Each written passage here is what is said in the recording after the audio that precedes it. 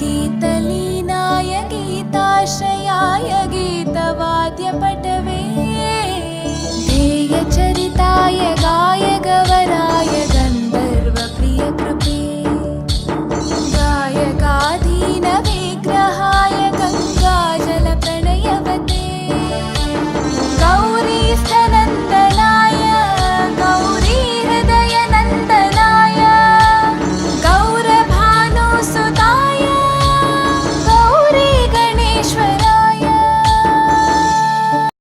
ग्रन्थगीताय ग्रन्थगेयाय ग्रन्थान्तरात्मने गीतलीनाय गीताश्रयाय गीतवाद्यपटवे ध्येयचरिताय गायगवराय गन्धर्वप्रियकृपे गायकाधीनविग्रहाय गङ्गाजलप्रणयवते गौरीस्थनन्दनाय गौरीहृदयनन्दनाय गोपगोपाय धीमहि गुणातीताय गुणाधीशाय गुणप्रविष्टाय धीमहि एकदन्ताय वक्रतुण्डाय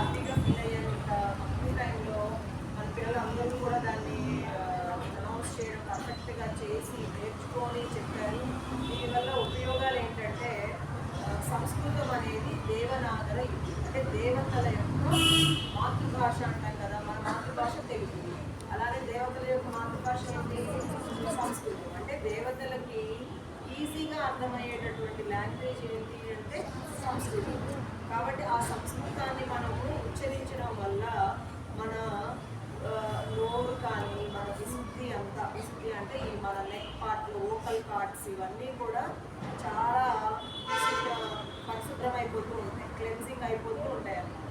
సో సంస్కృత శ్లోకాన్ని కానీ సంస్కృతాన్ని పలికినప్పుడు, అలానే మీరు కూడా నేర్చుకున్నప్పుడు మెమరీ కూడా ఇంక్రీజ్ అవుతూ వస్తుంది.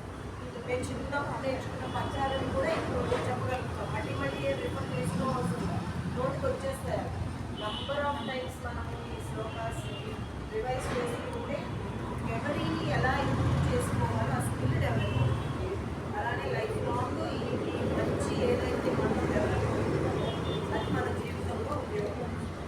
ఓకే, సో అందరం ప్రతి వారం కూడా అంటే పిల్లలకి ఒక 2 రోజులు 3 రోజులు వీలైతే శ్లోకాస్ 1-2 శ్లోకాలు మనం నేర్చుకోవడం. అలానే పెద్దలు కూడా ఎవరైనా ఇంట్రెస్టెడ్గా ఉంటే పేరెంట్స్, నేను సాటర్డే సండేస్ కొంచెం సాఫ్ట్వేర్ ఎంప్లాయీస్ ఉంటున్నారు కాబట్టి వాళ్ళకి సెలవు ఉంటాయి, హస్బెండ్స్ రాలేరు. సండే అసలు పిల్లలు అందరూ ఇంట్లో ఉంటారు, సండే కూడా వాళ్ళ కోసం పడుకోలేరు.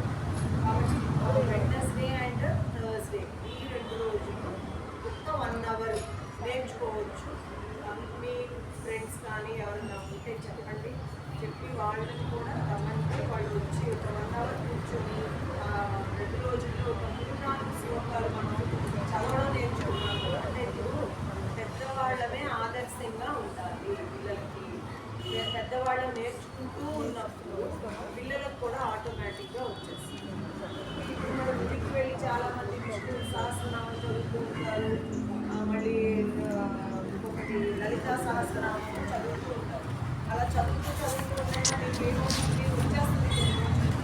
అలానే ఈ భగవద్గీత కూడా రాను రాను చదువుతూ ఉంటే వచ్చేస్తుంది. మనం ఏది అమ్మో ఇంత కష్టమైన ఎక్కడ గుర్తుపెట్టుకోవాలి, దాని గురించి నేను మళ్ళీ బట్టి కొట్టాలి అని పేరెంట్ అని టెన్షన్ పడవచ్చు. అలా ఏమీ లేదు. మనం నంబర్ ఆఫ్ టైమ్స్లో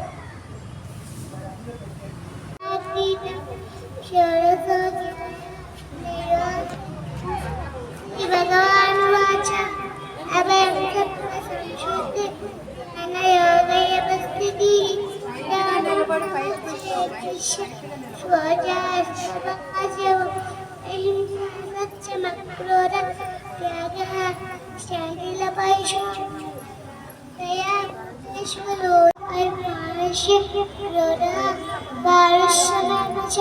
अज्ञानं चाविजातस्य पादा संपर्भासं दैवी संपत्विमोक्षाय निबन्धायासुरी माता मासुचा संपरं दैवी मौजातोऽसि पादा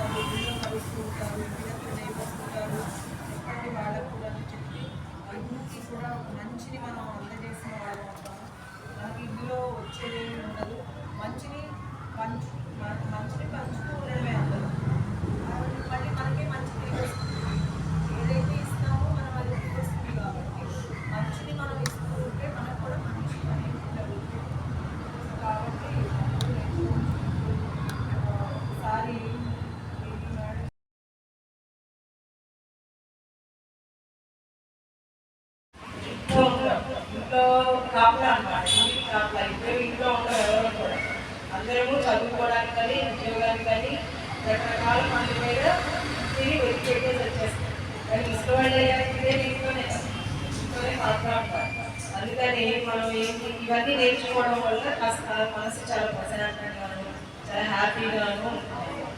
సో మనం ఇప్పటి నుంచి ఇప్పుడే ముసలివాళ్ళు అయ్యాక నేర్చుకున్నామంటే అప్పుడు కళ్ళు కనిపించు. ఫస్ట్ మనం ముసలివాళ్ళు అనుకుంటే ఫస్ట్